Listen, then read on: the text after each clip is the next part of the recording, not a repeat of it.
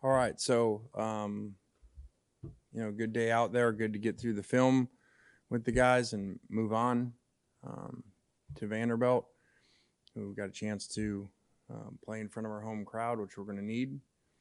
You see evidence all the time of how important crowds are. You just saw it last week. The effect of our cadence and our fall starts playing at Auburn, and how much that affects you. And our crowd's been great this year lately. And so we need it again. And we've seen it help impact games. So hopefully it's a great crowd, good kickoff time, great weather. So hopefully show up, just like we ask our players to do.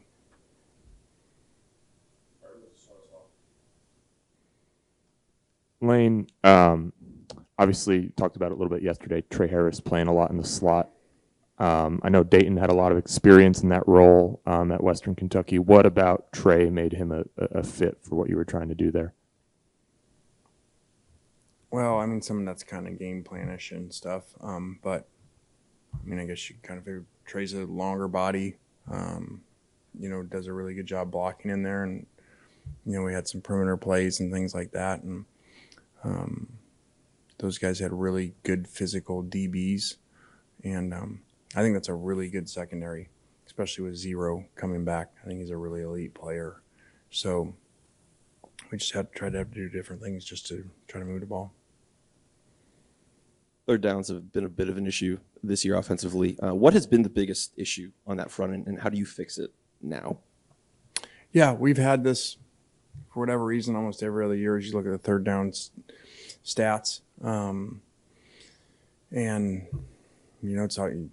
it's usually a combination of a lot of things, whether it's, missed blocks and protection.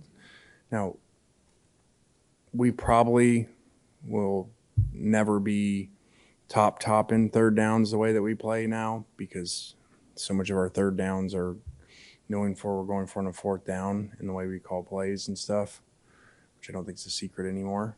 So, but, we didn't execute and we didn't beat man-to-man in certain things. And, if you don't beat man-to-man and protect long enough, and make accurate throws and put all that together, then you're going to keep getting it. And we've been getting that now for a couple of weeks.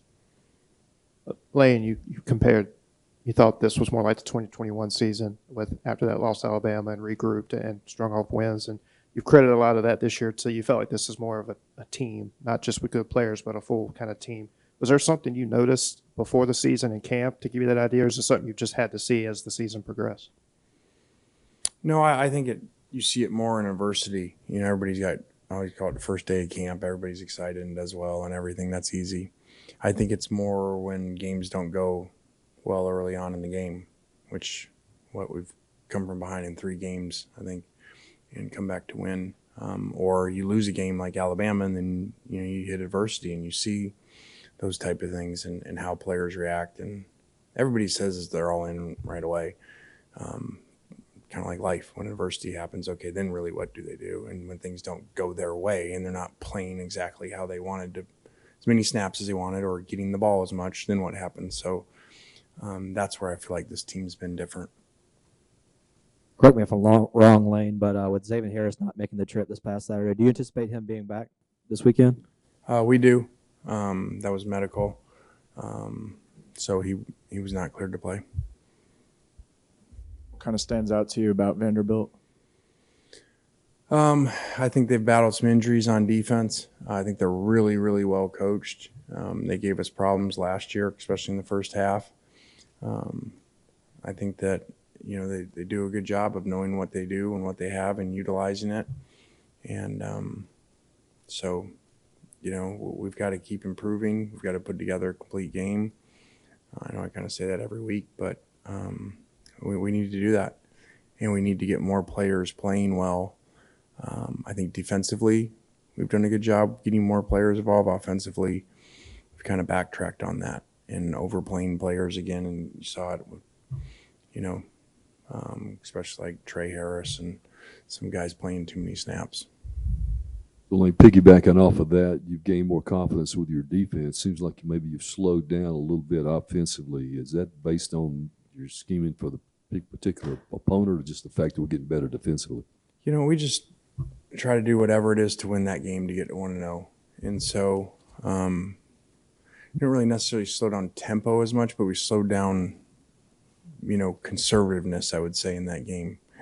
And I think that that's kind of different than years ago that I used to be, where I just say we're going to do whatever we do, and really watching that. And, so when you can see the run pass ratio, whatever it was, 11, I don't know, whatever, we were 10 or 11 of 17 passes or something, and all the rushing attempts, that shows you, for a team that at one point this year was a passing team considered, that I'm just trying to win the game. And at times there, once we got the lead, play the defense. Lane, historically at Ole Miss, night road games in the SEC, no coach has been over 50% winning those. You're sitting at 5-2, which is good for about 71%. Anything particular you tell a team going into a hostile environment to be so successful as you've been here as head coach? Well, I know a lot of analytics. I didn't know that one, so thank you. The SEC in general, I mean, I know I actually looked this morning because I get a report about the home and road, and I don't know this for other conferences. I think that the home and road thing in the SEC is bigger than any other conference. I think you have dramatically really hard places to play here, and here, just like Saturday night, even Auburn having, a down year. I mean, that was an electric place, and we got major cadence issues going on in the game that we can't hear. And it didn't help that someone behind our bench, one of their fans, had a whistle too. So, but I don't know why we've had success at night. I mean, it's hard in this conference. I personally think, even though we had some false starts, that tempo offense helps playing on the road in really loud places versus the old school, huddle and cadence part. So I think it kind of makes it harder for fans to know really when to be loud because you're going so fast. Now, when you're having some 3 and outs, it works against you, like you did in the game. But so I don't really know that. I just know it's really big. It's why I'm trying to encourage our fans so much to come out and be the same way they were in Arkansas and especially LSU, because that's what they want our players to do. They want our players to show up every week, or they don't like that and complain about that. So we're hoping for the same thing from them. Perkins gets his first, I think, weekly SEC honor this week, just leading close to the top or leading in key defensive stats. Has he met the maybe internal expectations you and Pete had for him, or does you feel like maybe he's catching on at this level faster than maybe y'all thought he might? I mean, we knew he was really special. I don't know there was any way to know he was this electric fast. I mean, now you've seen him, at different times catch 2 of the fastest quarterbacks in America, and last week in Alabama. So he's just really, really special and a phenomenal kid. And, what we call culture one around here, no issues, just wants to get better, just wants to be coached and do the right things and not worried about all the external stuff, which is very refreshing nowadays with these kids. Lane, following up on something Jake asked earlier about when you're bringing in so many guys out of the portal, obviously you're looking for guys who can play, but how much from what you've learned over the last couple of years did you guys emphasize evaluating personality and character and that kind of thing, maybe more so than you had in the past? A lot, because I think that, the challenge now in general, but especially if you're heavy portal, is culture. And every year you got to restart. You have so few guys that really know what it was, before. And so it's important what you bring in. You can't just change everybody. It doesn't work like that. And we've seen where it hasn't. And unfortunately, they're not here. So it is important to evaluate that. And we do more than ever. I kind of call it more like the Patriot way, of really evaluating the free agents you bring in, Belichick, and how they're going to work with your culture and what you have. And so we continue to move that up the level of importance, along with obviously playmaking ability. Because again, if you only were taking a couple and you had 90% of your culture returning and not everybody, because half your roster leaves, even, so you can't take as much when you don't have it set. You can't take as much risk and bring him in if you don't have it set, like a veteran team. I mean, hard hitting one here. Has Juice's evolution into, I guess, kind of like a mascot, somebody who you put on recruiting pamphlets, who's on all of this, stuff for you guys. Has that been intentional at all in any way, or is that just kind of happen? That really wasn't. There was no intention when Landry talked me into going out there and wanted a dog. So there was no plan behind that. Kind of really like Twitter initially, there wasn't a plan, and it just kind of started morphing into that. So, to be really clear, most of the stuff they do, I don't even know, like whatever you talk about, pamphlets. And I mean, this dog's gone all the time, and I'm like, ask where he is. And they're like, oh, he's got two showings today and 2 appointments, and he's invited to grand openings and all these things. They're like, oh, he'll be back at 8 o'clock. I'm like, it's like having a kid or something, so I don't really do near as much as you would think on that. I think sometimes he tweets so then I don't have to exactly take credit for what he says. Also, Cedric Johnson getting some weekly honors as well. I know this is a guy that you've had from the very beginning since you've gotten here. Just from, when you first arrived here to kind of where he is now, where have you seen kind of the biggest growth in him, just both on and off the field? He's been awesome all along. I mean, he's just grown as a better player and stronger and bigger and faster. But like I just referred to, we have Culture One guys that are elite thinkers, elite team players. We say it's not about them. It truly is about the team. And that is not the case all the time. So he's awesome at having people around, at working with young kids.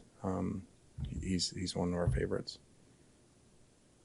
You've had 3 pretty emotional games in a row. How do you avoid it's just Vanderbilt syndrome with the players? I mean, we pointed out some big upsets, that just happened, especially, really big one over in the ACC. So, and these guys were beating us at halftime last year. And so we got a lot of work to do, a lot of things to work on.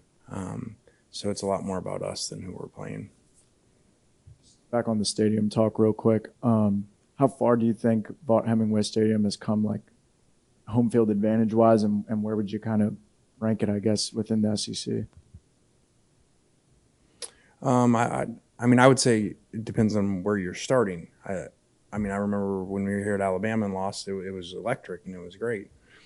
And then we had the COVID, and then, I think I've said the first couple of years there was some really disappointing games.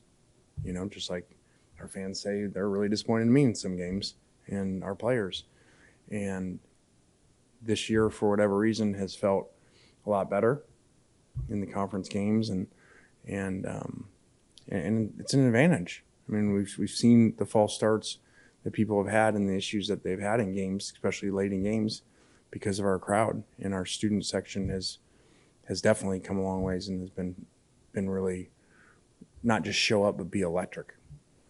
You may have just answered my question right there, but it was kind of one of the things that you talked about, early last year, where you basically said it was kind of discouraging at times, just the kind of the crowd that was out there. I know kickoff time has something to do with that, but just with that never really being an issue so far, do you feel like that this fan base has kind of gotten the message about that, or just how important that actually is? I don't know. It seems like it's been different this year, and so I don't know exactly why, but I'm glad it is. I mean, I remember, whatever our record was, we were pretty highly ranked 2 years ago when we played Vanderbilt, and if I remember right, it was one of Matt's last game or something like that, and the place was, let's just say, not electric. So it seems like we've come a long ways, and hopefully this week will be an example of that.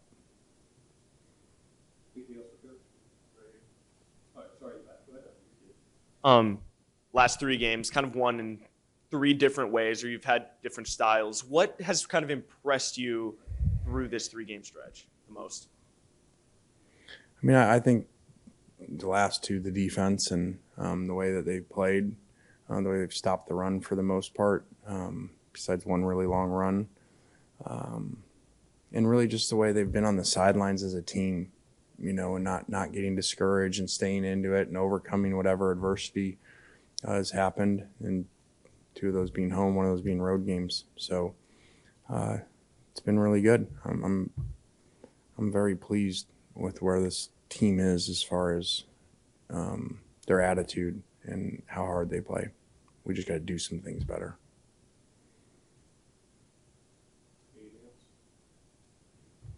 All right, guys, thanks.